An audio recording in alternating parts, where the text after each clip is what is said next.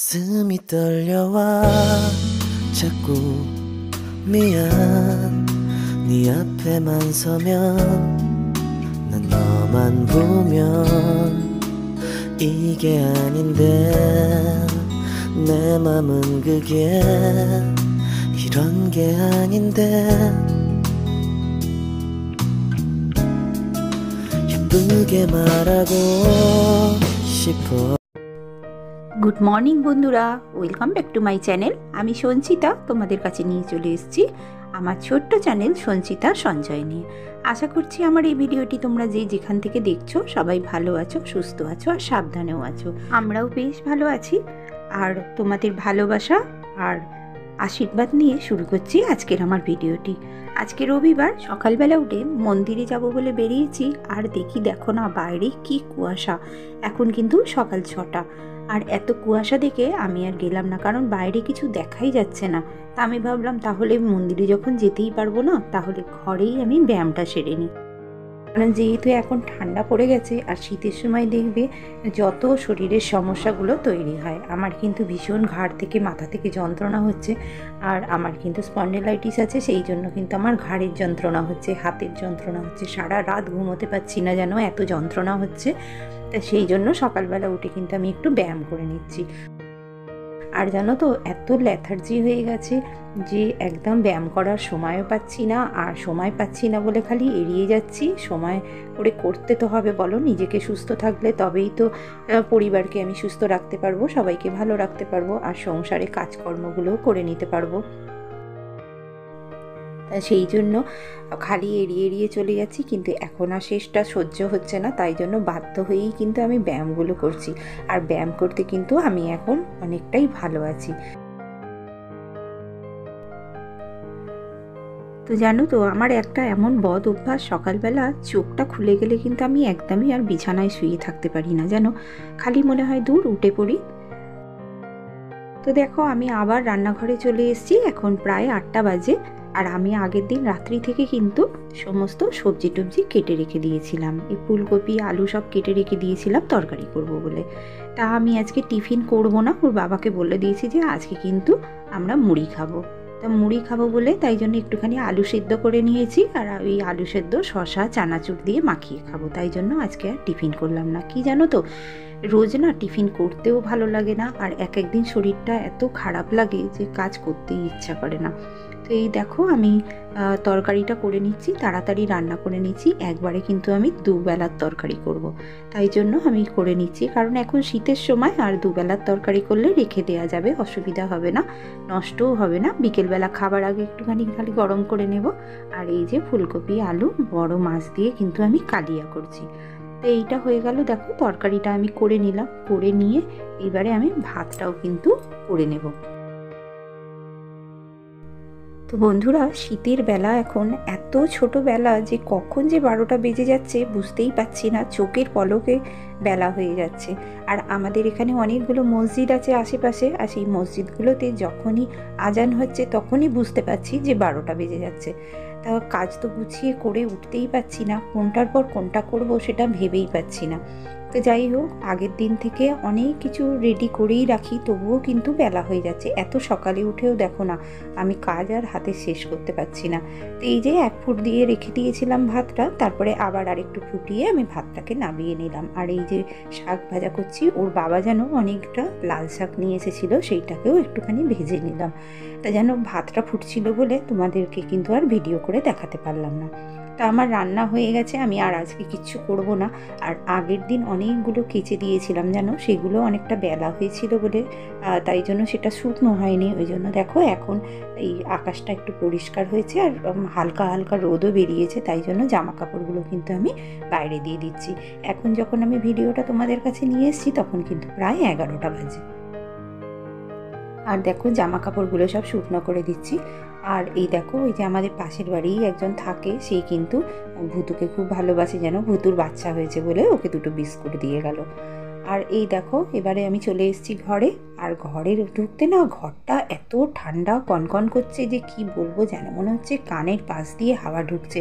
আর আজকে যেহেতু কুয়াশা পড়েছিল, বেশ ঠান্ডা ঠান্ডা লাগছে যেন, ওই জন্য ঘরে ঢুকতে আমি আবার মাফলারটা কানের ওপর দিয়ে জড়িয়ে নিয়েছি, কারণ এত ঠান্ডা আমাদের ঘরটা, তোমাদের কি বলবো গো। অনেক দিন থেকেই ভাবছি ঘরের বিছানার চাদরটা পাল্টাবো, কারণ অনেক দিন হয়েছে চাদরটা এবার নোংরা হয়ে গেছে। তা আমি ভাবলাম যে চাদরটা এবার পাল্টেই নিই, কারণ পুজো টুজো করতে হচ্ছে, অসুবিধা হচ্ছে। তা এই যে চাদরটা পাল্টে নেবার জন্য, আমি তো জানো ভিতরে একটা চাদর আমি দিয়ে রাখি, কারণ এই যে তলায় যে তোষক থাকে, তারপরে আমার গদি আছে, এইটাকে কিন্তু এই চাদরটা অনেকটা প্রোটেক্ট করে। কারণ যদি শুধু চাদর আমি উপর থেকে পাতি না, তাহলে কি হয় জানো, ওই আমার তো যেহেতু খাটটা অনেকটা উঁচু, আর ওই নামতে নামতে না পুরো গদি তোষকগুলো না ছিঁড়ে যায়। তাই জন্য আমি একটা চাদর দিয়ে রাখলে তাহলে সেটাকে কিন্তু ভালো করে রাখা যায়, সেটা ছিঁড়ে না, আমি অনেক সময় দেখেছি। তা সেই জন্য আমি ভেতরে একটা চাদর দিয়েই রেখে দিই, আর ভালো করে ঝেড়ে আমি কিন্তু চাদরটা পাল্টে দিলাম। তা চাদর পাল্টে আমি কিন্তু ঘরটাও এবারে পরিষ্কার করে নেব, কারণ পরিষ্কার করে নিয়ে আমাকে এইবারে ঘরটা ঝাঁট দেওয়া হয়নি, ঝাঁটও দেবো, সমস্ত কাজই কিন্তু করব। কারণ আমার মেয়ে কিচ্ছু করেনি এই কারণেই যে ওর পরীক্ষা এসে গেছে, ও কিন্তু এখন ভীষণ ব্যস্ত হয়ে গেছে, কারণ ওর সামনের সপ্তাহ থেকেই পরীক্ষা, সেই জন্য ও খুব ব্যস্ত হয়ে আছে। আর আমি ওকে কিন্তু প্রেশার দিচ্ছিও না, আমি ঠিক আছে তুই পড়, আমি একটু একটু করে নেব খুব সময় বার করে।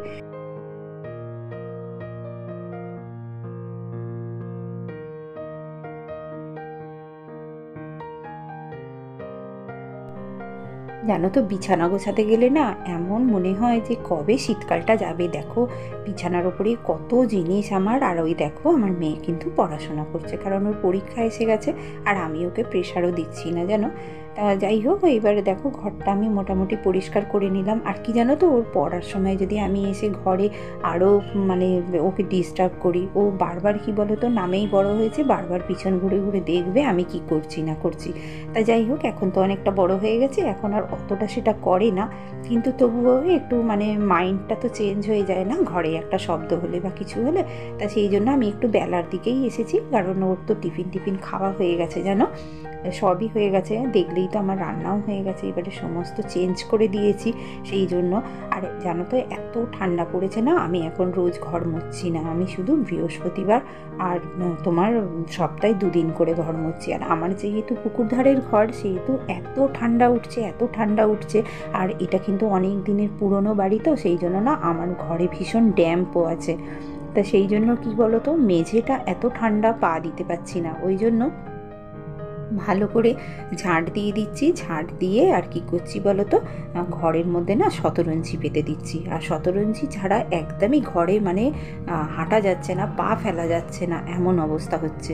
তা আমি ভালো করে মুছে এই ঝাঁট দিয়ে নিলাম, ঝাঁটটা দিয়ে কিন্তু আমি শতরঞ্জি বিছিয়ে দেবো জানো। আর এই দেখো সমস্ত সোয়েটার জামা সব এলোমেলো হয়েছিল, সেগুলোকে আমি পাট করে সুন্দর করে গুছিয়ে নিলাম। এই বাইরের বিছানাটায় যেহেতু আমার কেউ অত্যাচার করার নেই, সেই জন্য আমার বাইরের বিছানাটা কিন্তু পরিষ্কারই থাকে। আর যেহেতু ওই জামা কাপড় তুলে এনে একমাত্র যখন আমি জড়ো করে রাখি, তখনই কিন্তু এইটা ভর্তি হয়ে থাকে, না হলে কিন্তু আমার এটা খুব পরিষ্কারই থাকে জানো, এখানে কেউ অত্যাচার করার থাকে না। তো যাই হোক, এই বিছানাটা যেহেতু এলো হয়ে পড়ে আছে, সেই জন্য তো এটাও একটুখানি ভালো করে ঝেড়ে টেরে পরিষ্কার করে নিলাম। আর সঙ্গে কি বলো তো, পরিষ্কার পরিচ্ছন্ন কিন্তু দেখতেও খুব ভালো লাগে জানো, নিজেদেরই ভালো লাগে যে ঘরদোরগুলো পরিষ্কার পরিচ্ছন্ন হয়ে আছে। আর এই দেখো পড়তে পড়তে কিন্তু আমি যেই ঘরে ঢুকেছি অমনি পিছন ঘুরে দেখছে যে আমি কি করছি, তার মানে কি জানো, একটু মোবাইল নিয়ে ঘাঁটছিল, আর আমি ঢুকে পড়েছি, ওই জন্য একটু মানে অপ্রস্তুত হয়ে গেছে। তো দেখো আমি কিন্তু এবারে চান টান করে আবার চলে এসেছি, আর এইখানের কিন্তু শতরঞ্জিটা আমি বিছিয়ে দিচ্ছি, কারণ এত ঠান্ডা, এখানটা পা তো দেওয়াই যাচ্ছে না, তাই জন্য আমি শতরঞ্জিটা বিছিয়ে দিলাম। আর আমি কিন্তু আজকে ঘর মুছিনি জানো, কারণ এত এমনিতেই তো ঠান্ডা, তারপর নিচ থেকে এত ড্যাম্প উঠছে আর এত ঠান্ডা হয়ে যাচ্ছে যে মানে মেঝেতে পাই দেওয়া যাচ্ছে না জানো, তাই জন্য আমি কিন্তু শতরঞ্জিটা বিছিয়ে নিলাম। আর ঘরেও কিন্তু আমি একটা শতরঞ্জি বিছিয়ে দিয়েছি জানো। যেন।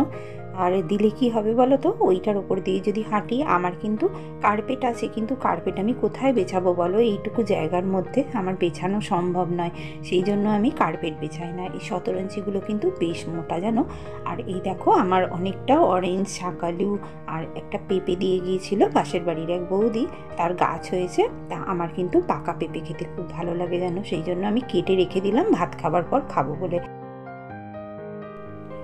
যে সমস্ত বন্ধু এখনও আমার সঙ্গে আছো শেষ পর্যন্ত, তাদের অসংখ্য ধন্যবাদ আমার পুরো ভিডিওটা দেখার জন্য। আর যে সমস্ত নতুন বন্ধু আজকে প্রথম আমার ভিডিওতে এসেছো, তাদেরও অসংখ্য ধন্যবাদ জানালাম। তোমাদের যদি ভিডিওর কোনো অংশ ভালো লেগে থাকে তাহলে অবশ্যই একটা লাইক, কমেন্ট ও সাবস্ক্রাইব করে দিও। আবার দেখা হবে নতুন ভিডিওয়ে, ততক্ষণ টাটা।